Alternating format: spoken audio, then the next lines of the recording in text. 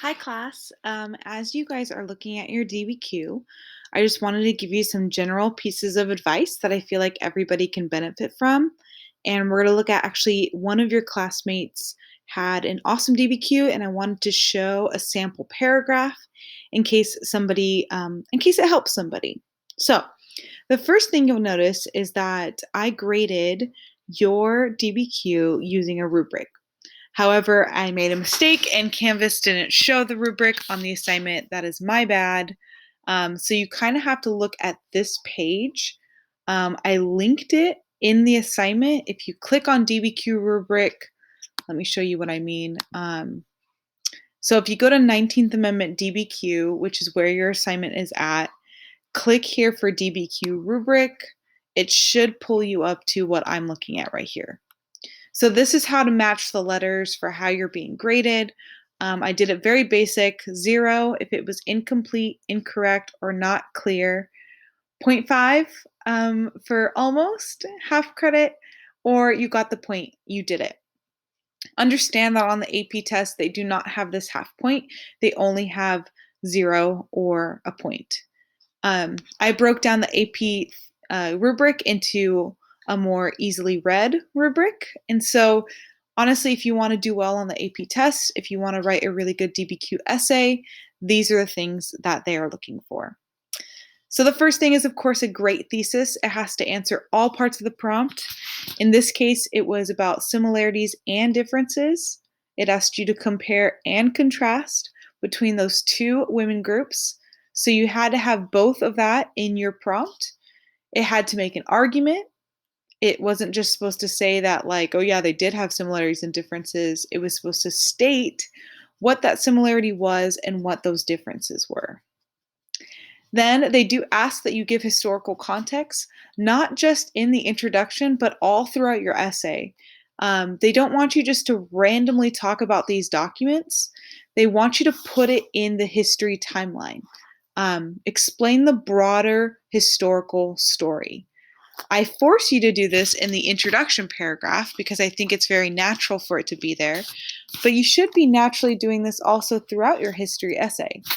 So in your introduction paragraph, I want you to provide, yes, the broader historical context. For this essay, that would be either a brief introduction in the progressive era, or a brief introduction into the women's rights movement or voting rights in general. You have a lot of options to choose from there, but you're kind of setting the stage for where does this topic belong in history? Because it's not isolated, it's not random, there is historical situation going on around it, and they want you to explain that. And then throughout your essay, when you're talking about a document, it'd be good to explain where that document's coming from, who that document's coming from, what's happening around that document, historical context. Obviously, this is a history essay, so you want to be sprinkling that throughout your essay.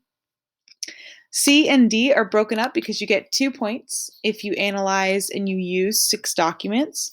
So you get the first point if you analyze 3, and you get the other 3 more if you analyze 6. If you went for 7, awesome. That's great. That's highly recommended because in case your analysis wasn't deep enough or in case you accidentally analyzed a document incorrectly, it's always good to shoot for 7 so that you get the full point for 6. Unfortunately, remember, I'm giving half points, but unfortunately on the AP test, they don't give half points. So if you do 4 or 5 documents, you will only get 1 point. They do ask that you add 1 piece of relevant information, so something extra. If it's extra, what that means is it can't be in the document and it can't be in the sourcing information. You have to at least bring something else new into the essay that you knew that wasn't said in a document. Then F, G, and H are sourcing. Sourcing is when you go deeper in the analysis. So you briefly analyzed it in order to get C and D points, but for F, G, and H, they want you to go more in depth into a document. You really spend some time here. You introduce the document fully, and you talk about the document's point of view, the document's purpose, the historical context around it, or the audience of the document. And they ask you to do this for 3 different documents. Now that's hard. I get it. We're gonna shoot for at least sourcing 1, maybe 2. If you can source 3, that's awesome for practice. But in a timed essay, I think that's really hard to go that deep into 3 documents while you're still writing an essay. So that's why it's hard. And then last, letter I, is making sure that your writing is formal. They understand that it's timed. We haven't done a timed one yet, but I'm having you practice do formal writing. But just know that on the AP test, they do know that it's timed. And so they are a little bit nicer with spelling errors, grammar errors, because they know you're rushing.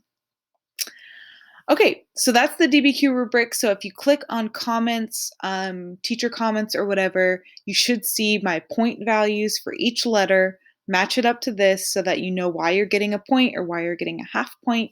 And then you guys know me, I like giving feedback. I don't mean to overwhelm you. I'm trying to be as specific as I can. I did give you feedback on your particular essay. So look at the teacher comments, because when you're writing your revision, those are hopefully going to be helpful in what you specifically need to change. So I wanted to look at a body paragraph from somebody in our class. I did get their permission. I will celebrate them later, but I did want to look at a paragraph right here. So this is actually her first body paragraph. In her thesis, she talked about how both of these groups had the same goal for women's suffrage, but they had different methods, of course. So the first part of her thesis is talking about the same goal, and that's what this body paragraph is focusing on.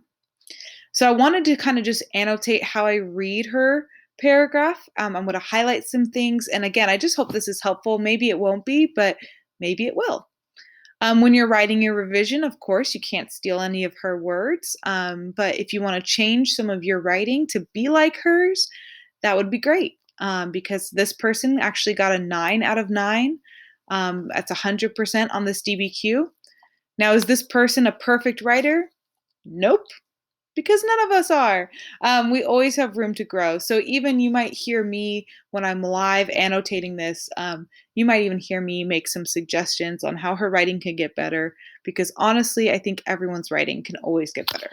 So here we go. First sentence. Although the National Women's Party, NWP, and the National American Women's Suffrage Association, NAWSA, although they used distinct campaign tactics to advocate for women's suffrage throughout the nation, they were both determined to establish the federal suffrage amendment in the Constitution.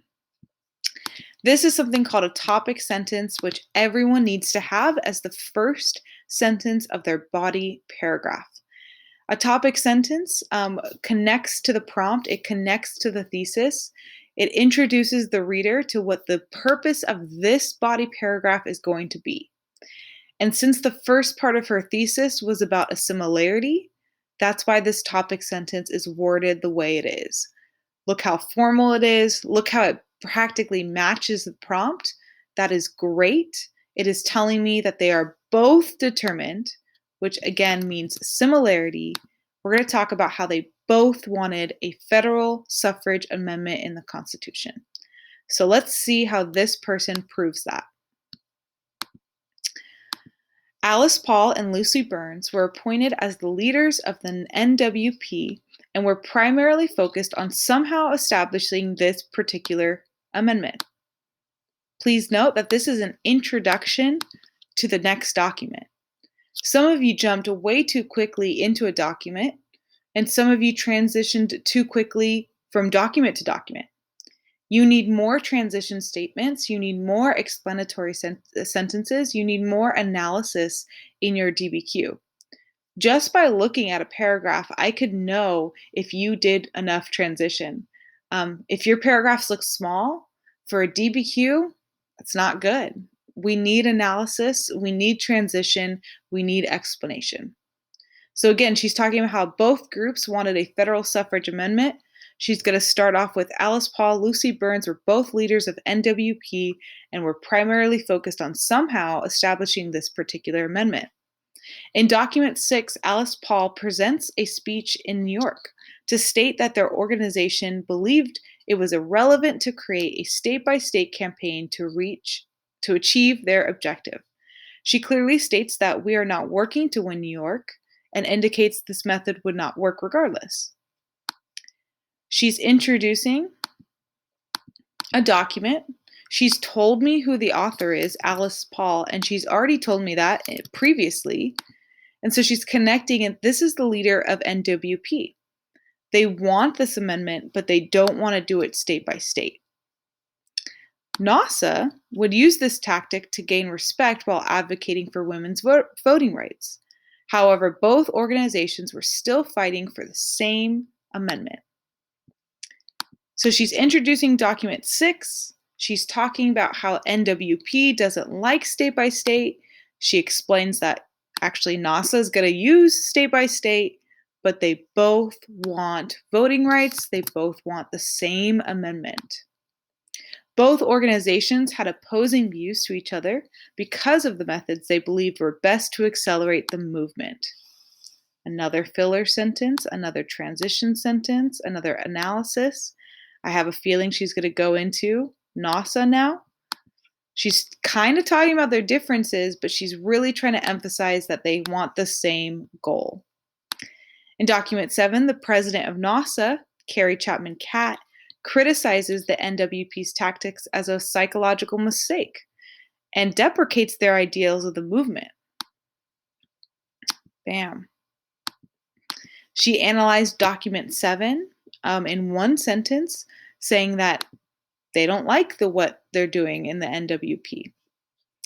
Originally, the NWP was a part of NASA because they both aimed at the same objective. This is actually outside information. However, their opposing tactics caused an acrimonious split. I bet she found that on thesaurus. Maybe she knew that word. However, their opposing tactics caused an acrimonious split, which formed two women's suffrage organizations. The NASA believed that the NWP were deteriorating their probability of having the government establish the women's suffrage amendment. Additionally, the NWP believed that NASA was slowing down the movement and refused to present state-by-state campaigns. This is all analysis. This is beautiful. Both organizations shared a rivalry with one another and believed that the opposing group was a detriment to the overall movement. So, what did I like about this paragraph? What can she work on in this paragraph? Okay, let me stop highlighting. Let me talk about it. She analyzed her documents well.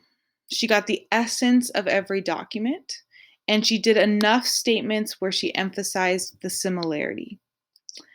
I do think she is transitioning into the next paragraph. I know that she's going to talk about opposing beliefs, but before she did that, I wanted one last similarity sentence. One last connection to the topic sentence. That is something I would have loved her to add, but I also see that she is doing a transition sentence into the next paragraph, which some of you guys like to do too. Did she accomplish her goal? She brought up two documents that both talk about these organizations wanting a suffrage amendment, but how they both don't like the other group. So yes, she accomplished her goal. I do think she could have made it a little bit clearer at the very end, but she did try to do it in the middle, and she definitely did it in the beginning. Now, this is tricky. This paragraph is tricky. The reason why I picked this one is because I think this was the hardest paragraph to write, because the prompt was asking you to find something similar between all of these documents that are different, right? So she had to be a little creative here and pick two documents and prove to you that both of these groups wanted the same thing. They just didn't like each other. So, yes, you hear differences. Yes, you hear how they don't like each other. But the author of this body paragraph is trying to tell you they want the same thing. I love that she brought in that they were a part of the same movement, but that their methods made them, right here, their tactics made them separate. But again, they both wanted the same objective. So if you had trouble writing this paragraph, you are not alone. A lot of you did. You're hunting for two documents that show that both of these groups want the same goal. Your body paragraph's going to bring up differences, but could you provide the analysis? Could you add some language in here that proves to the reader that they did want the same thing? I noticed that some people are choosing document 2 and document 6. I think that is an awesome choice. Both of those documents talk about how these groups wanted a federal suffrage amendment. She chose document 6 and document 7, and she did a great job with it. So, ladies and gentlemen, that was super unplanned. I didn't plan out what I was going to say, but I just wanted you guys to see how I read your documents, how I read your DBQ, and why this person wrote a good paragraph. The last thing that I will say, sorry, let me just take this. Last thing I'll say is that I did give her the sourcing point for document 6. This first sentence provided some information on the author of document 6. I do believe it also gave some historical context. And I think the rest of this definitely went into more about document 6, and even up until when right before document 7, a lot of this stuff sounded like sourcing. She's talking about who the author is, the speech in New York, and blah, blah, blah, blah, blah, giving purpose, talking about the audience, giving historical situation. So this point I did give for sourcing for document 6, but this point for document 7, I just gave her the point for analyzing it. So that she got the sourcing point for document 6 and she got the analyzing point for document 7. So I hope this was helpful. Maybe it wasn't, but for your revision, look at what I said you needed to work on. Please do not beat yourself up if you got a low grade. This was our first big DBQ that we were analyzing, and we will get better over time. We just have to take these baby steps. We will get better over time. You're amazing. You're awesome. Good luck on your revision.